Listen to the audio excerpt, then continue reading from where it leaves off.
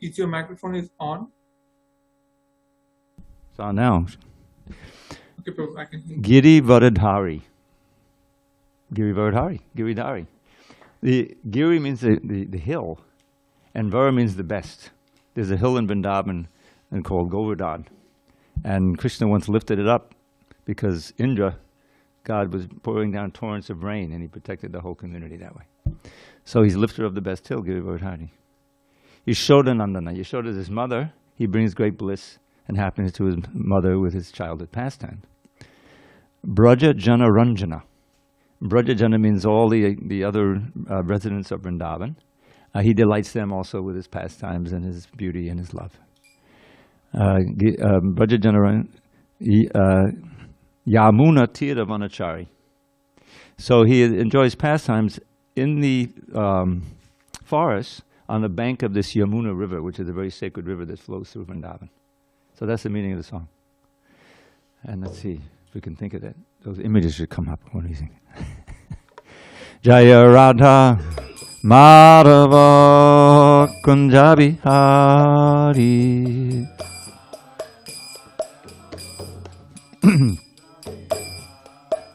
Jaya Radha Madhava Kunjabi Hari.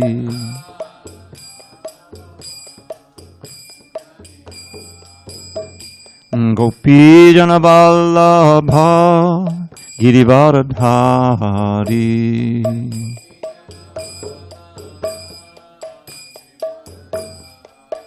Jai Gopi Jana Vallabha Girivaradhari.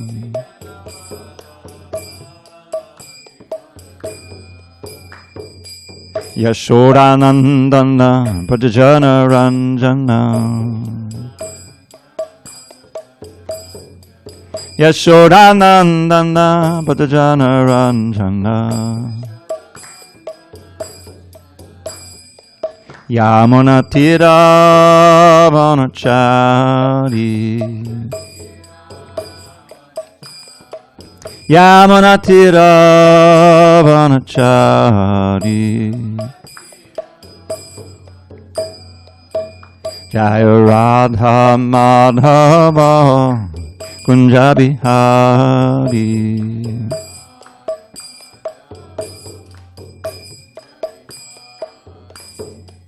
Hare Krishna, Hare Krishna, Krishna Krishna, Hare Hare, Hare Rama, Hare Rama, Rama Rama, Hare Hare.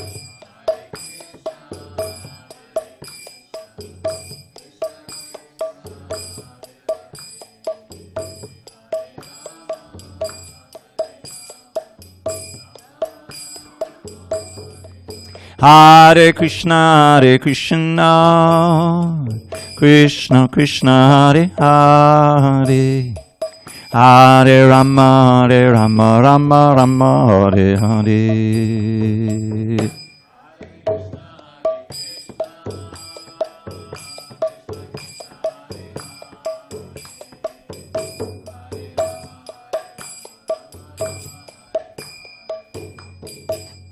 Hare Krishna,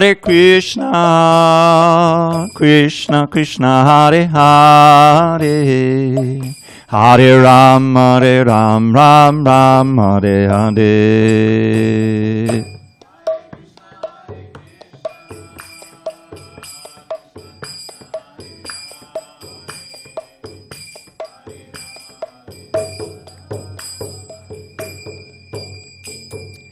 Jaya Radha Madhava Kunjabi Hari.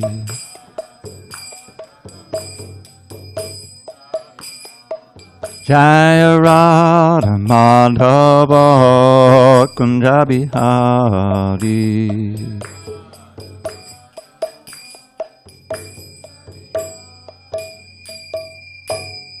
Jaya Om Vishnupad Paramahamsa, Parivajikacharya Ashtotar Shri Srimad Divine Grace, Srila A.C. Bhaktivedanta Swami Prabhupada Ki Jai, ISKCON BBT Founder Acharya Srila Prabhupada Ki Jai, Jai Om Vishnupad Paramahansa Padavidakacharya Ashtotar Shri Srimad His Divine Grace Srila Bhakti Siddhanta Saraswati Thakur ki Jai Ananta Koti Vaishnavindi ki Jai Namacharya Srila Haridas Thakur ki Jai Srimad Bhagavad Gita ki Jai Samaveda Bhaktivinoda ki Jai. All glories to the assembled devotees. All glories to the assembled devotees. All glories to the assembled devotees. All glory to Sri Guru and Gauranga.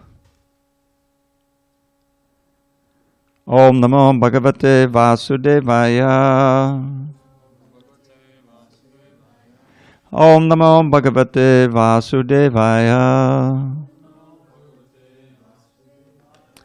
Om Namo Bhagavate Vasudevaya.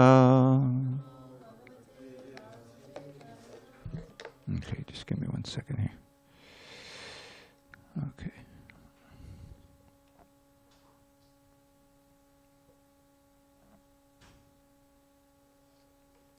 On this 15th day of June 2022 in San Diego, we're reading from Srimad Bhagavad Gita as it is, translation and commentary by His Divine Grace A.C. Bhaktivedanta Swami Prabhupada.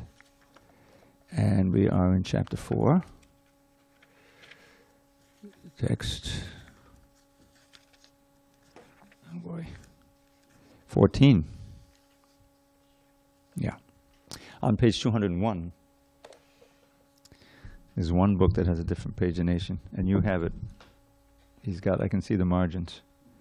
Let's just look at the top, 4:14. Om Namo Bhagavate Vasudevaya. Om Namo Bhagavate Vasudevaya.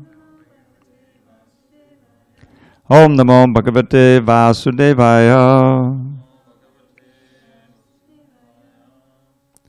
Namam karmani limpanti name karma pale spiha itimam yo bijanati karmabir nasabadhyate. Namam karmani limpanti name karma pale spiha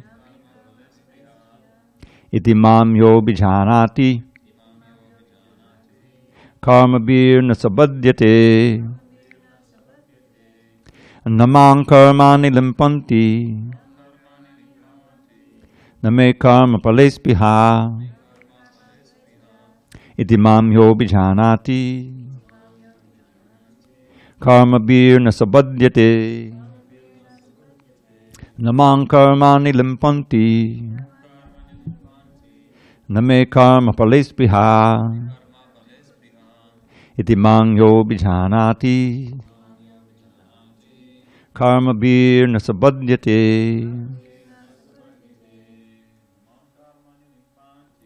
Namam karmani limpanti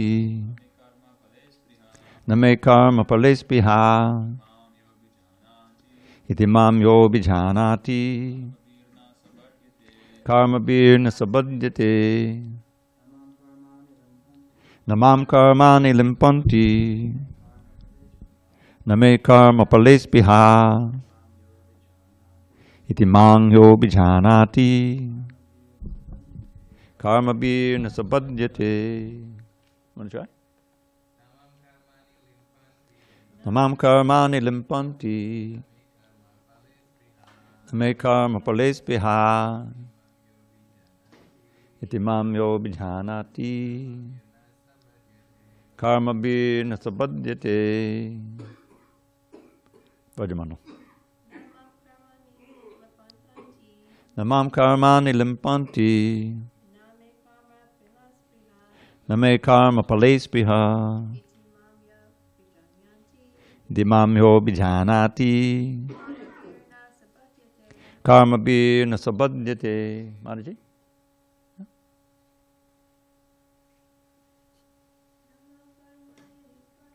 Namam karmani limpanti name karma palespiha itimam yo bijanati karmabir nasabadhyate. Namam karmani limpanti. Name karma palespiha. Itimam yo bijanati. Karma bir nasabhadyate. Okay. Anyone on Zoom? Namam karmani limpanti. And namam karmani limpanti. Name karme phales priha. Name karma palespiha. Itinam lo vijanati. Itimam yo bijanati. Karma vi nashabhatate. Karma bir nasabhadyate. Would you like to chant? No? Just kidding. All right, we'll see if... okay. We'll see if it works out. Maybe a little restless, but we'll see. Hare Krishna. Okay, so word by words. Na, never. Mam, me. Karmani, all kinds of work. Limpanti, do affect. Na, nor. Me, my. Karma pale, in fruit of action. Spriha, aspiration. Iti, thus, mam, me, yaha, one who. Abhijanati, does know. Karma bihi, by the reaction of such work. Na, never. Saha, he. Bhadyate, becomes entangled. Translation. Lord Krishna says, there is no work that affects me, nor do I aspire for the fruits of action. One who understands this truth about me also does not become entangled in the fruitive reactions of work. Purport. As there are constitutional laws in the material world stating that the king can do no wrong, or that the king is not subject to the state laws, similarly, the Lord, although he is the creator of this material world, is not affected by the activities of the material world. He creates and remains aloof from the creation, whereas the living entities are entangled in the fruitive results of material activities because of their propensity for lording it over material resources. The proprietor of an establishment is not responsible for the right and wrong activities of the workers, but the workers are themselves responsible. The living entities are engaged in their respective activities of sense gratification, and these activities are not ordained by the Lord. For advancement of sense gratification, the living entities are engaged in the work of this world. Hare Krishna. You may have to take them out. And they aspire to heavenly happiness after death. The Lord, being full in himself, has no attraction for so-called heavenly happiness. The heavenly demigods are only his engaged servants. The proprietor never desires the low-grade happiness, such as the workers may desire. He is aloof from the material actions and reactions. For example, the rains are not responsible for different types of vegetation that appear on the earth, although without such rains, there is no possibility of vegetative growth. Vedic Smriti confirms this fact as follows. Nimitta matrame vaso srijjanam sarga karmani pradhana karani bhuta yato vai srijya shaktayaha. In the material creations, the Lord is only the supreme cause. The immediate cause is material nature, by which the cosmic manifestation is made visible. The created beings are of many varieties, such as the demigods, human beings, and lower animals, and all of them are subject to the reactions of their past good or bad activities. The Lord only gives them the proper facilities for such activities and the regulations of the modes of nature, but He is never responsible for their past and present activities. In the Vedanta Sutra 2.134, it is confirmed, Vaishamya Nair Grinye Na Sapek Shabvat. The Lord is never partial to any living entity. The living entity is responsible for his own acts. The Lord only gives him facilities through the agency of material nature, the external energy. Anyone who is fully conversant with all the intricacies of this law of karma, or fruitive activities, does not become affected by the results of his activities. In other words, the person who understands this transcendental nature of the Lord is an experienced man in Krishna consciousness, and thus he is never subjected to the laws of karma. One who does not know the transcendental nature of the Lord and who thinks that the activities of the Lord are aimed at fruitive results, as are the activities of the ordinary living entities, certainly becomes entangled himself in fruitive reactions. But one who knows the supreme truth is a liberated soul fixed in Krishna consciousness. Om Jnanatimirandasya Jnanandana Shalakya Chakshu Unmilitam Mena Tasmai Shri Gurave Namaha. I was born in the darkest of ignorance, but my spiritual master Srila Prabhupada opened my eyes with the torchlight of knowledge. I offer my humble obeisance unto him and all members of Sri Parampara. So here the principle of karma is being explained. And this is an essential understanding that we have to have if we want to make progress toward the final goal of life. Now, simply put, the preliminary, or let me say universal goal in the Vedic culture is to break out of the round of birth and death. Now, many people think, what are you talking about?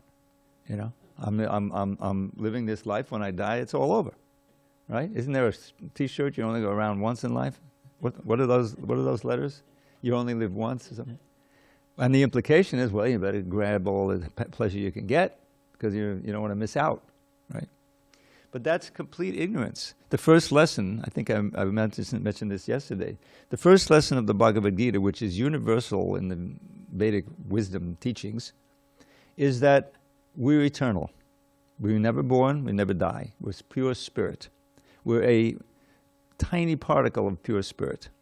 And in that sense, we're like Krishna. He's also pure spirit. He never born, he never dies. Now, you say, well, what about his pastimes as a child in Vrindavan? He seems to take birth in Mathura, and then he comes and he grows up. That's just a pastime. That's not his nature. He's pure spirit. But in order to enjoy those kind of relationships, where a mother is taking care of a little child and then pouring out her love and protective feeling, Krishna wants to experience that and exchange that relationship with his pure devotee, Yashoda Mata. And so he covers her over, so she thinks that Krishna's her child, and she worries, oh, he's going to step on something sharp in the field there, and what'll happen, you know?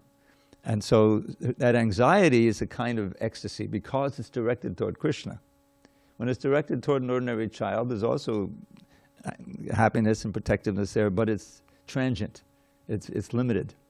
But with Krishna, it produces unending happiness. And so Mother Yashoda is always there. So Krishna doesn't really grow up. He seems to. But he has his eternal form. As Prabhupada says, yes, he's growing, you know, and he's growing, and then he gets to about 16, 17. And strangely enough, he never gets older. Even as on the battlefield, he's speaking to Arjuna, but he's over 100 years old. But he looks like he's 20 years old. Because he's completely in control of his aspect. Nobody wants to, you know, get to be 50, 60, 70, 80 years old. Can you imagine? I mean, let's face it, if we had our druthers, we would also want to be like early 20s maybe, right? That's it. I don't want to get older. But you can't. That's part of the problem, is that in the material world, your body's constantly changing, and it's getting older, and you're losing facility, and it's pain, it's suffering. So, now what causes that? What causes us to take another body? And as I mentioned yesterday, and this is another very essential understanding, the human body is very rare. Now we know from experience living in the world that, you know, there's so many other kinds of living beings. There's organisms, right? We learned this in grade school. There's so many different insects, so many different birds and mammals. There's the elephants and tigers and the dogs and cats, right? There's millions of them, let's put it that. So, and there's also many different varieties of human beings. Not different species so much, but basically human beings have that higher intelligence where we can think ahead, we can plan, so many things, and it's all from the special brain that we have. So, but human beings are also subject to this karma, this law of karma. And even it's a popular understanding, isn't it? I mean, isn't there a phrase, what goes around comes around, right? If you're always mean and greedy and you know, hurtful to people, then it'll come back to you. You're going to suffer, right? Whereas if you're kind, you're giving, you're empathetic, then that also comes back to you. If you have some trouble in your life, people are wanting to help you, if you help them like that. This is a simple understanding. But in the Vedic understanding, this effect, good or bad, goes within one life and also into the next life. Because it has to do with effect on our subtle body. This is another very important concept. And it's something that we all understand. All of us understand, we have a mind, right? We can't see it, but we all have one. And we have an intelligence. We can think ahead, we can use our reason, and remember. Remembrance is also a function of the intelligence. And we have an ego. Sometimes we say, hey, you're being a little too egotistical there, right? Means self-centered, right? But ego, basically, in its basic meaning, means the sense of who you are. What am I? You know, the sense of self. Now, in Sanskrit, we have what we call ahankar, which means false ego. Because I'm the spirit, but I'm thinking I'm matter. This is the basic fallacy. I'm this Atma, Jivatma, or the Dehina. We mentioned the verse yesterday, the dweller within the body. In the 13th chapter, the Atma is called the Kshetra Gya. The word Gya means knower. Just like we have Jnanam. Some of you may be familiar with the word of Gnostic in English, the Gnosticism. And this is coming from the Sanskrit. Gnostic and Jnana, like that. So the Gya is the knower. Each of us is the knower of our body. We know our body better than anyone else knows it. We're completely tuned in. If we stub our toe, right, the pain comes, yeah, I'm aware of that. If someone else stubs their toe, you can feel a little empathy, but you're not going to feel the pain like they do. So our consciousness, this is also in the Gita, 2nd chapter, is spread throughout the body. Wherever the blood flows. Fingernails, there's no circulation, you can cut it, doesn't hurt. The hair, you can cut it, doesn't hurt. But if you cut a little too close and you get the skin, that's because there's consciousness there, it's spread. So, we're passing through this body, we're living in a human body for a certain length of time, and then we have to leave. Now, what we do in this life, in terms of like selfish activity, is probably called it fruitive. We act in such a way that we want to enjoy the fruits, right? You get a job, you get a better job, you're able to enjoy the fruits, you can pay your rent. All of this is self-centered, and it's based on trying to get a comfortable situation and get a pleasurable situation. That's the law of karma. And we perform activities out of ignorance that entangle us in the web of karma. For instance, meat eating.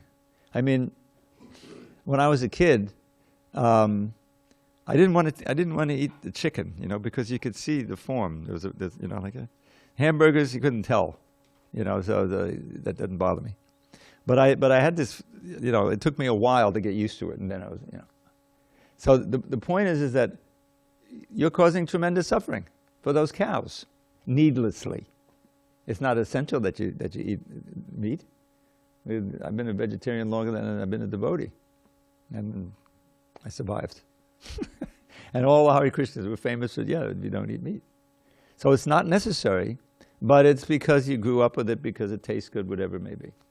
So it may do it out of ignorance, but it causes great suffering, and that's all part of your karmic debt. And you suffer in this life or in the next life because of that. Or on the other side, if you're very charitable, you try to help people a lot and so forth, that's good karma. And it'll come back to you, you'll get a better situation in this life or the next life. So it's all a very complicated arrangement, but it's perfectly overseen by Krishna and his representatives, the demigods. Like the rain comes, there's flooding in, was it Yosemite or Yellowstone? I forget. That's here, right? Yosemite's in Wyoming or something, right? Yeah, so suddenly the weather's changed, the climate changed. That's a huge, like, collective karma for the whole planet, right? The people in New Delhi,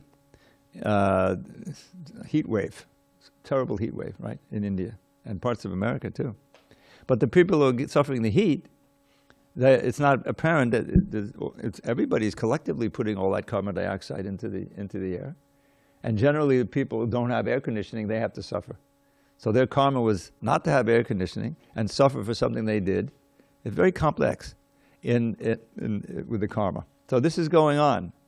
So how can we act in such a way in knowledge so that we're not getting more and more entangled in this karmic web, but we're getting out of it, loosening it. We're on page 202. That's what Krishna is teaching us here and in the Bhagavad Gita. Devotional service, or bhakti yoga, the basic principle is that you're reestablishing your connection with Krishna, with God, and you understand that, like a principle, nothing is mine; everything belongs to God. You know, and so we should feel that, like these books. Now, throughout this book, why did Srila Prabhupada write this book? It's a tremendous effort. I mean, I was involved with some of the production later on with this book, and all of the books. He would get up in the middle of the night and he would dictate the translations, the word by words, and purport everything we see here. And then he would give it to his editors, and they would work, and then we'd go back, and then illustrations. What's the point? Are we going to make? Oh, we're going to make a killing in the publication market? No. The whole point was to help us with essential knowledge, so that we can, move toward getting out of this bondage of karma, and return again to the paradise of the spiritual world, where there's activity, but it's not fruitive. We're acting in order to glorify Krishna or help in his Leela or express, and he's reciprocating. It's not a one-way street. But it's not fruitive. It's not based on kama, which is personal desire, but it's based on prema, which is love. And that activity in relation to Krishna produces the highest kind of happiness that is not bound by time. This is the big difference. Here, everything is bound by time, past, present, and future. I mean, you learn that when you're a child. Time passes, things happen, your pet dies, it's a big trauma, I mean, it's just the way it is. But in the spiritual world, everything is spiritual. And spirit means no past or future, the eternal present. So it sounds fantastical. Can I believe that? This is where the parampara, which Krishna mentions in this chapter at the beginning, the series of learned devotees, and Krishna is also part of it in the beginning, that are telling us this is the truth. And there are so many ways that we can intuit that, where it seems to make sense. One of the best ways is by this was, I think, from Thomas Aquinas, St. Thomas Aquinas. He was a theologian of the Middle Ages. And what are the proofs for the existence of God? Well, one of the favorite ones was the argument from design, which we can all intuit very simply, and probably use it all the time. That here in this material world, we see things are organized so nicely. And ask any doctor. I used to work in a hospital, I remember. And then I would sometimes take a little break, and there was a little library in there where they had periodicals, And there was a specialist. This is back in the early 70s. You can imagine what it is now. The knowledge has increased tenfold or more. And there was a specialization, the kidney specialist, and of course the heart. They had a whole bunch of, different magazines. And I would look at them and I would say, whoa, this is, and I couldn't understand a lot of the language. But it's a result of a lot of research and experimentation and science that they found that, this drug, if we make it just right, this will lower a person's blood pressure, whatever, There's so many things. So, but you ask any doctor, the human body is like a miracle machine, incredible. So I had a sprained ankle, serious sprained ankle at the end of October. It took a couple of months to heal. And, I was very much aware of how slower the body heals when you get older. I had some sprained ankles in my life, and 3-4 days later, I remember one time, this was in, I forget the year, but it was probably the mid to late 90s. And we go every year. You used to go to the LA Rath Yatra?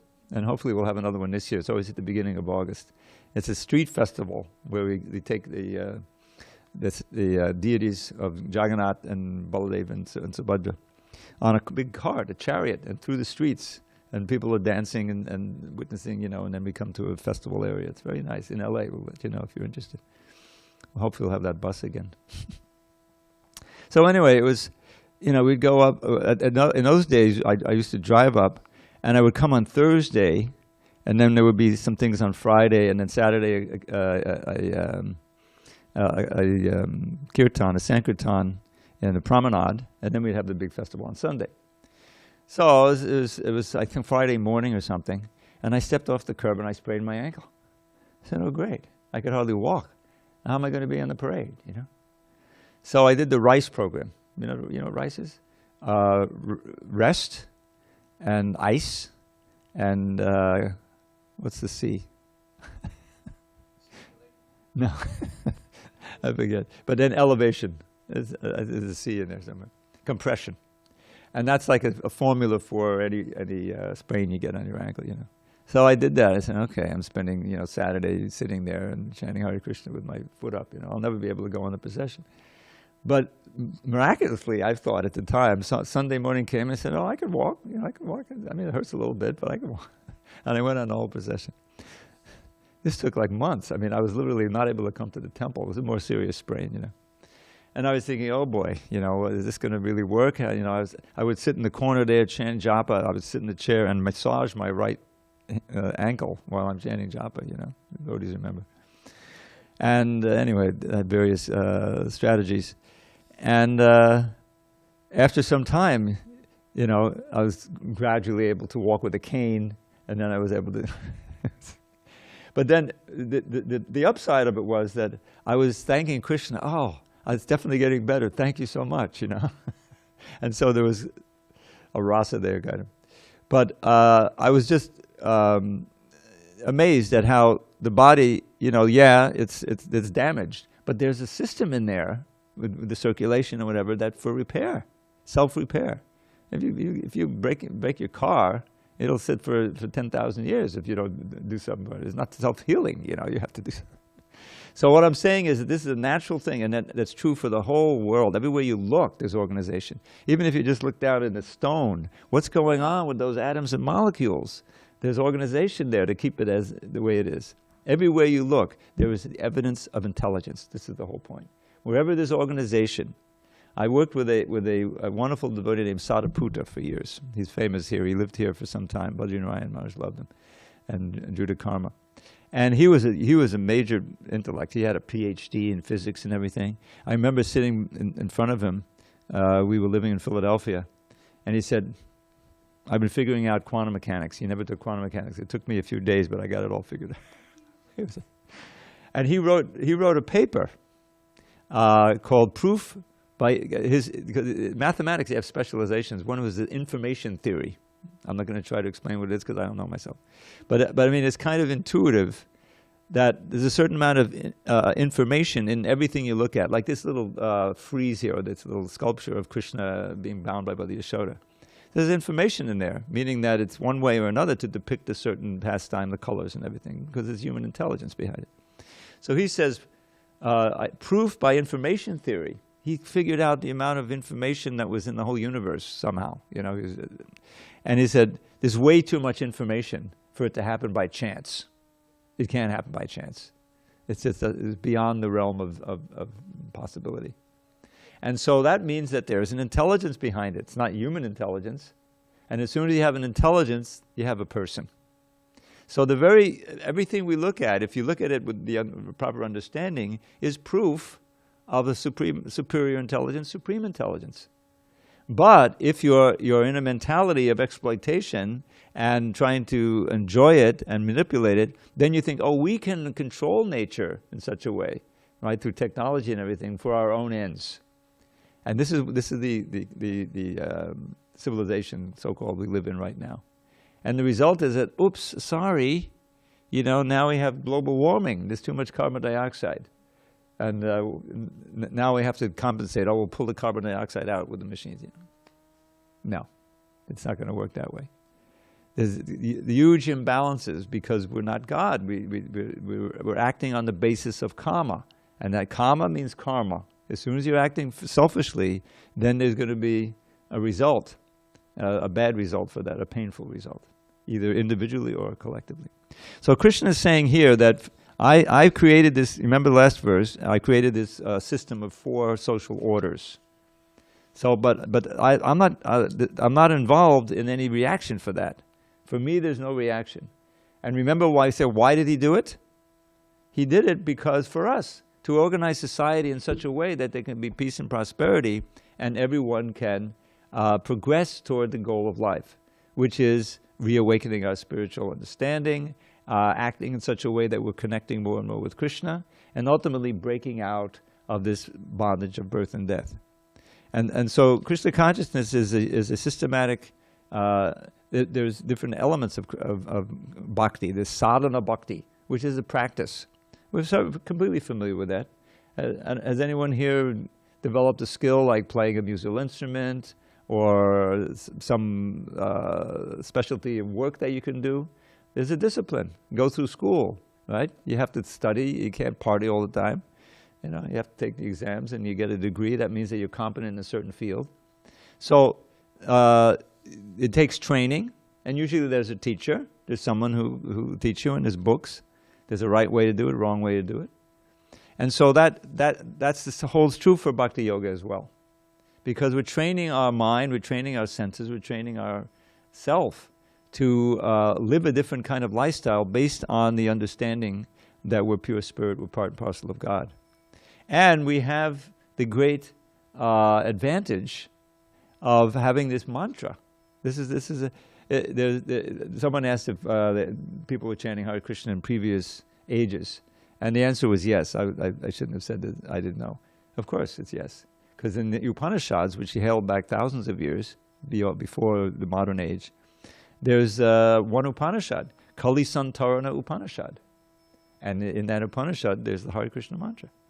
It says, Hare Krishna, Krishna Krishna, Hare Hare, Hare Rama, Rama Rama, Hare Hare.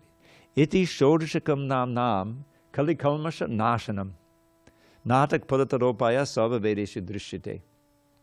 These 16 words, this 16 words in the mantra. Iti Shodashakam means 16. Nam Kali Kalmasha Nashanam destroys the evil effects of the Kali Yuga. This age we're living in now is like the last of 4. There's a cycle of yugas. And last of 4 means that there's an increase in, there's a decrease in longevity. People are more confused, the memory isn't so sharp. There's disorganization and wars and all kinds of things happening. We can see that in our recent history. It started 5,000 years ago, but it's continuing this way. So it's not the best time to practice, meditative yoga, certainly, and it's in general not so good for ordinary spiritual life. But there's one very good quality in this age. That's also in the verse in the 12th canto. Kalir doshanade rajan asyeko mahadgana. There's in the 12th canto, which is the final canto in our main book of Srimad Bhagavatam. There's a description of this age, the things that mercy will decrease, and bodily strength and memory and longevity, all of these things will decrease. So then after all of these verses, I don't know how many, I forget how many there are, 20, 30, the speaker of the Bhagavatam says to the audience, main hearers, Pariksit, Maharaj, king, Kalir Doshanade Rajan, this Kali Yuga is an ocean of faults. That's what that Kalir Nidra. Asti Eko Mahadgana, but there's one very special quality, good quality. And that is Kalir Doshanade Asti Eko Mahad Kirtanareva Krishnasya Mukta Sangam Parambajet. By the kirtan, which we had last night and we have every night at 8:15 and throughout the day, of Krishna's name, of Krishna's Mukta Sangha Parambrajet. Now what does that mean, Mukta Sangha? The whole way in which we're bound to this world, we have two things. One is this law of karma, and the other is unfulfilled desires. When you enjoy something, on just ordinary sense gratification, like I remember when I was a kid, most kids, I guess, you get addicted to chocolate. I love chocolate. Chocolate ice cream, chocolate milk, and all kinds of. So when I ate chocolate, it planted a desire to enjoy it again. And then when the cans came around, yeah, Ma, give me the chocolate ice cream. and we go on like that. At a certain point, that ended, luckily, was substituted by something else. So just imagine all of the things that you enjoy or want to enjoy in this world. These are little vrittis or in your mind, you see. And if you die with those desires, then you come back again to try to fulfill them, you see. In other words, you get another chance. But because of your sins or you're violating laws of God, you may not have as good a chance to enjoy it. You can enjoy, you'll be born, you can eat the chocolate again, but this time, you're homeless and you're suffering on the street or something, or whatever. You can be born anywhere in the world or even outside the world. The point is that it all is taken into account. There's this verse, karmana daiva netana jantu deho papataye. Karmana, according to your karma, fruit of activity, daiva netrena. Daiva means divine. This is practically the same word. Netrena means supervision. Now, who is supervising? Who is watching us? Well, the super soul. Krishna's in the heart of everyone. That's the first thing. But there's also his agents, who the water god, the sun god, all of the who are running the material energy.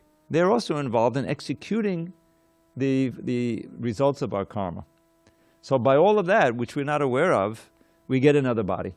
And there we can take up again trying to fulfill those unfulfilled desires and suffering or enjoying the results of our karma. Now this is not a real what should I say, a degraded state for the soul.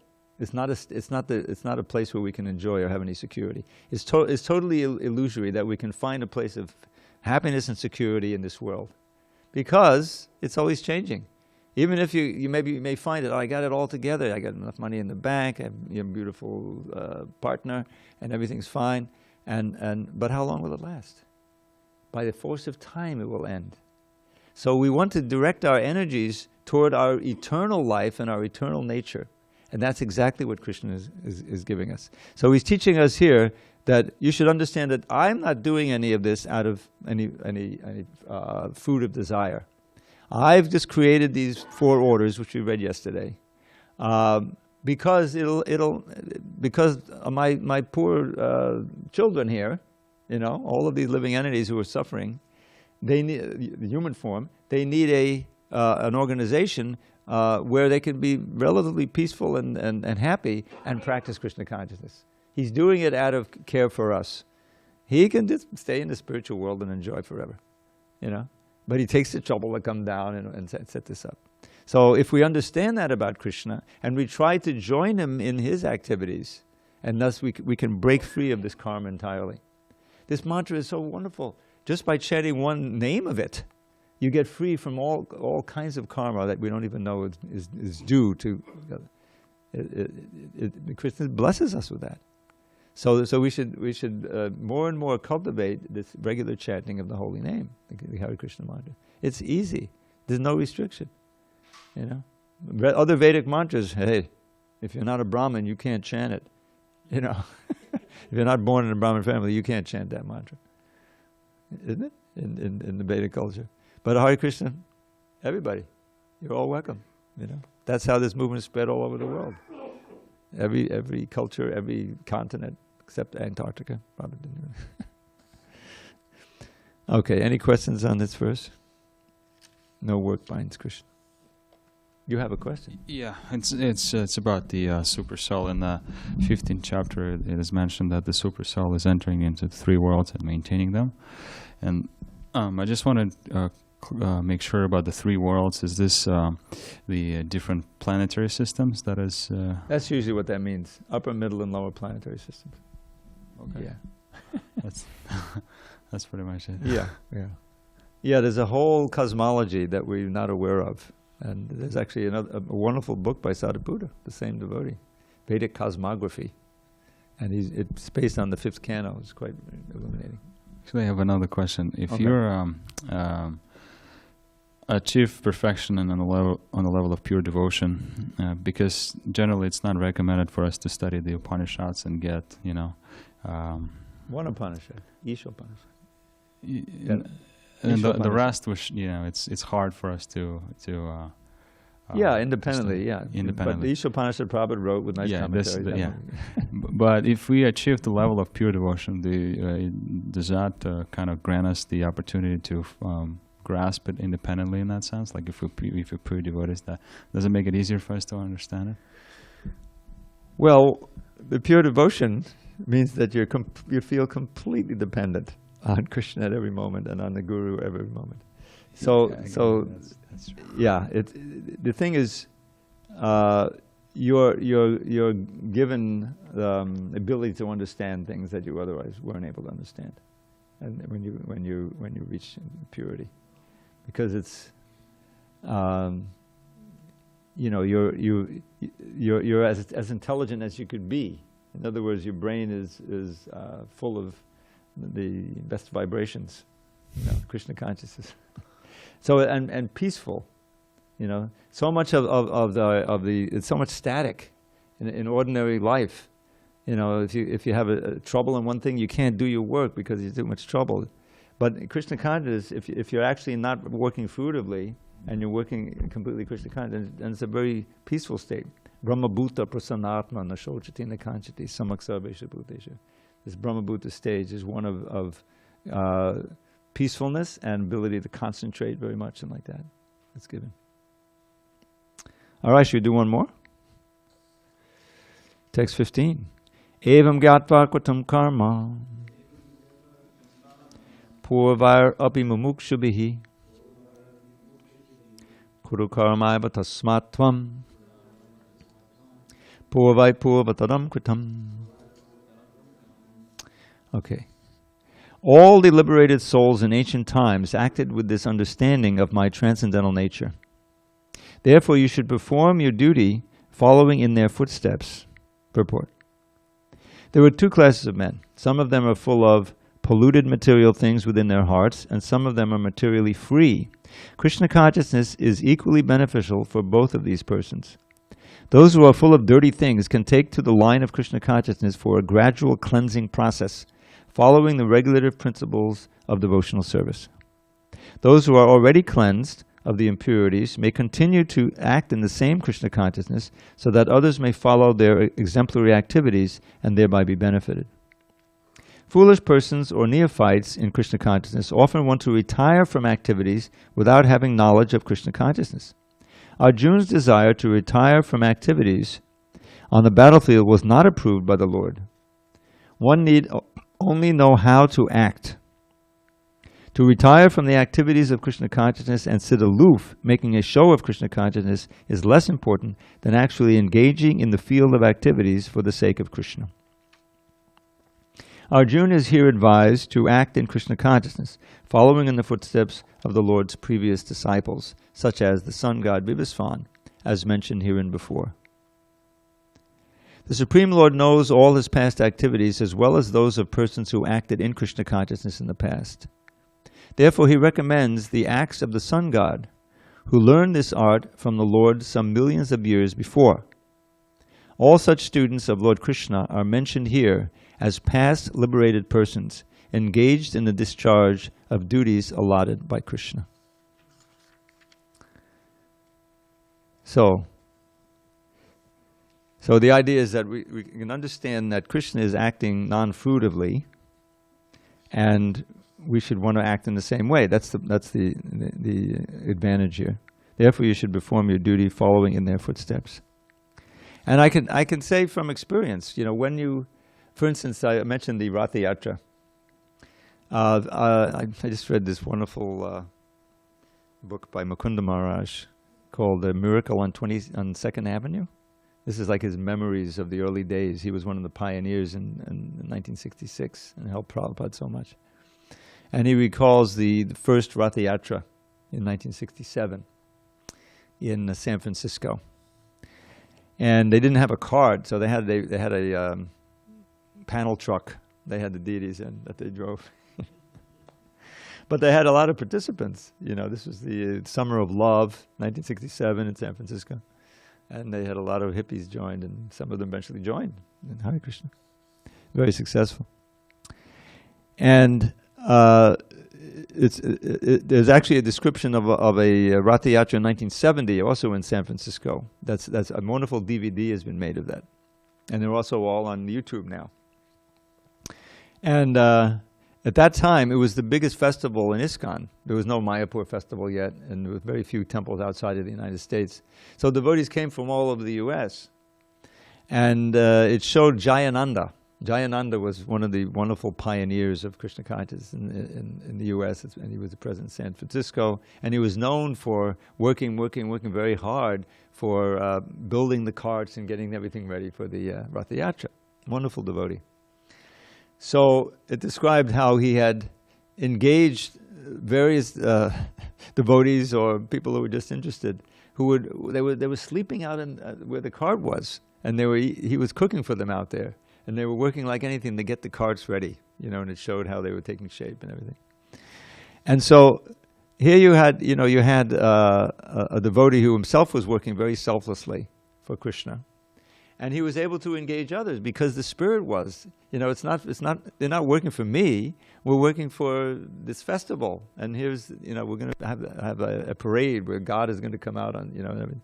And in those days, because everyone's dropping acid and having hallucinations and everything, so could be real. This could be it. I mean, people were ready to do a lot of experimental things. So it was a wonderful time, and the feeling of working together to put on a festival, just like we had this Pushpabhishek on Saturday. So many devotees worked hard, to make those mountains of petals, right, for a whole day on the night before, and then people, gave their hard-earned money for it. And then we all came, and then the pujaris are throwing, and then he's coming out into the crowd, and everyone's. And so, what's going on there? You're expending energy, but you're not doing it for yourself. It's all in honor of Radha Giridhari. You're smiling so broadly from the altar, and everyone just had a wonderful time. I was standing here. The kids were having a great time. They pick up handfuls from the ground, and throw it at me, and I put my head down and said, "Throw it." And they were having, and it's all very auspicious, It's all this. So that's what Krishna consciousness is. You work hard, for serving the Lord and serving the other devotees, and at the end of the day, you feel just great, There's no disappointment. Is that you felt like you helped, you pitched in, and you made other people happy in relation to Krishna. And that's a spiritual world. So everyone is working and doing their thing, and they're all thinking of Krishna, and Krishna comes, and they want to serve him, and you're completely happy. And you're not. It's not self-centered. The whole thing it's not self-centered. It's centered on serving the others, and you find that that's the greatest pleasure. I remember. That's all I know. I have to do the last thing. Sariputta again. He was living upstate. He was a great scholar up there, and there was he had a little bit of interest in Vedas and things like that. And then there was a flood, and he with many others got together, and they were making the sandbags, and helping out, and it kind of gave him a little. He got out of his usual thing, which is being in his own head, I mean, you can imagine a brain like that. And here he was helping out and to help others so that it wouldn't get, flooded out or whatever. And so it opened him up to a different kind of consciousness. And what happened was that he went into a bookstore, he found the Bhagavad Gita, and it made a lot of sense, came down to New York, joined Hare Krishna. So this is a whole life like that. A whole life lived with enjoying the others' happiness. In other words, it's not vicarious exactly, but it's feeling the reciprocation of Krishna by serving him, especially serving his devotees, and being generally selfless and dissolving that false ego, which is always self-centered. What's in it for me? Well, what's in it for you is that if you forget yourself and you just think of Krishna's benefit and the other benefit, then you'll be floating in an ocean of bliss. That's actually where happiness lies. And so it sounds paradoxical, but that's the reality. And Srila Prabhupada manifested it himself and was able to train devotees who could also have those feelings. And so it's that's the hope for the world. We went a little over time. All glory to Srila Prabhupada. Hari Hari Bol. We'll do it again on Monday. Hopefully some of you can come. But tomorrow, the lounge will be happening. Starting when? 7 o'clock? 7:30. Have you been to the lounge yet, Star? That's the little house next door? Oh yeah, your first time. Yeah, the lounge is a little different. More chanting, not so much preaching, a little bit. And nice vegan feast, free. So don't miss it. It's a little bit later than this, just a few minutes now. 7:30.